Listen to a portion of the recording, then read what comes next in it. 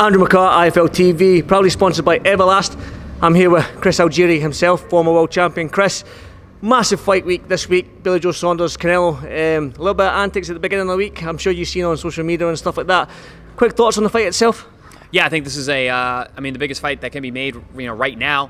Biggest fight since the pandemic. We got 70,000 expected tomorrow, so that's phenomenal. And I think it's a great matchup. You've got, Canelo Alvarez, who's obviously, pound for pound great at this point, and then you've got an undefeated two-division world champion in Billy Joe Saunders, who presents a lot of physical and technical problems that could give Canelo issues.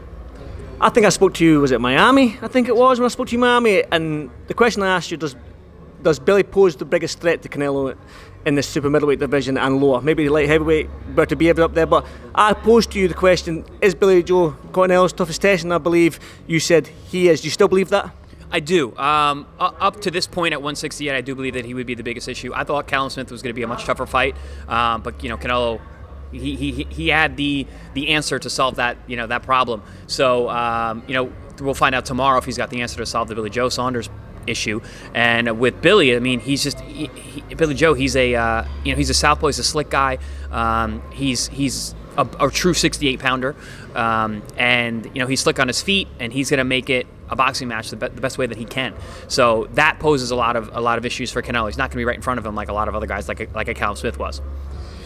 How would you approach this fight if you were Billy Joe Saunders? You're the southpaw. We know he has problems with southpaws. Canelo, although he has beaten every southpaw he's faced, but Erislandy Lara pops to mind when I think of that.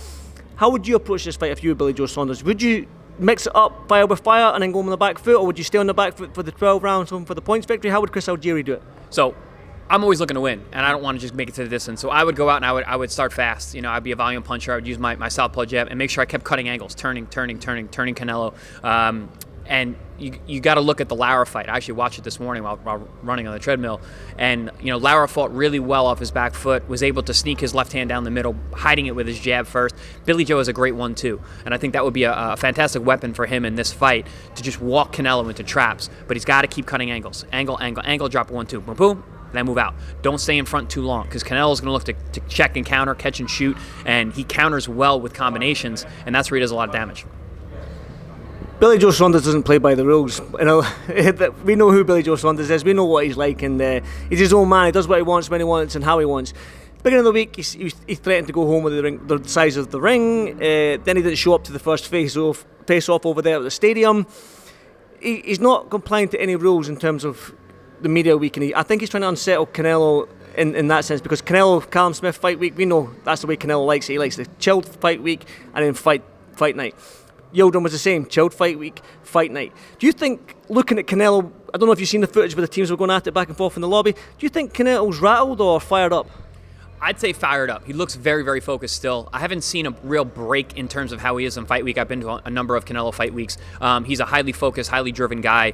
If anything, I think he's more fired up than rattled. I think at this stage of his career, with all the experience that he has and all the big fight atmospheres, and all the different personalities that he's fought over the years, I don't think Billy Joe is going to be the kind of guy that's really going to rattle him out of his game plan and affect him in a negative way.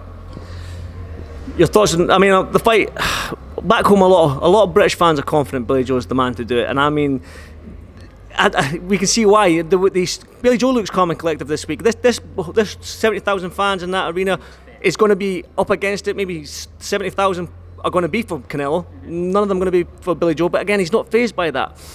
Do you think the nerves will get to him when he steps foot in that ring and he feels the atmosphere? Miami, 15,000, only 0.25% in that Miami Dolphins stadium, and the atmosphere was electric. I can't imagine what 70,000 is going to be in like that.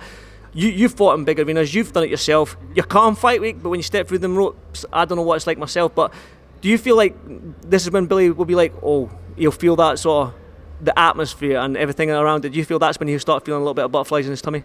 There's no way he's not going to feel it, but it's just, that's what separates champions from everybody else. The reason that we're able to compete at these levels is we feel the same fear that everyone else does. We just do something with it, and we do it in a positive way. It's going to really come down to Billy Joe Saunders, and there is no preparation for the main stage in a big boxing event like this. Every time is something new, something special. It makes you feel that kind of way. It's just what you do with it, and that's really only something that can be answered on fight night inside the fighter's own heart and mind. Quick prediction then. I got Canelo by unanimous decision. Can't see a knockout on this one? I could. I could. But I think that Billy Joe is slick enough, and I've rarely seen him get hit with more than one punch in a row. And Canelo's not a one-punch guy. He's much more of a break-you-down combination puncher who tears you down over rounds. So I think he'll be slick enough, he'll be smart enough, he'll move enough that he'll make it to the end. But I see Canelo, especially in the last couple rounds, really going away with it. The only threat for Canelo maybe is 175 at this stage. But to be everyone them big guys up there, Bivol and stuff like that. I've heard him say he doesn't really want to, but who knows? Money talks. So, and I think he does really well with those bigger guys because he has such a speed advantage. Even at 68, I think he's one of the faster guys in the division. At 75, it's just that speed disparity is going to be there that much more, which we saw in the Kovalev fight. So, but Bivol is a tall task. He is a phenomenal fighter with fantastic footwork. Yeah, I mean, it's interesting. I think I think he should clear out 168 before he even thinks about 75, though. Final word on you then. Still fighting? I know you're on the treadmill this morning. You're in your running gear. You look fit. You look healthy. You look ready to rock and roll. Got that fight date yet? Yeah, we're looking at July for on a Triller card. We're figuring out the details right now, but I will be back this summer. Well, I know you're doing work for Matchroom, the first bell and stuff like that. I know you're busy and you're going to do that right now. So, Chris, as always, thank you for your time. I do apologise for the way I'm talking. I've got these stupid gum things in my mouth, but thank you so much, and enjoy the fight if I don't see you beforehand. Yeah, always a pleasure. Thank you. Thank you, Chris.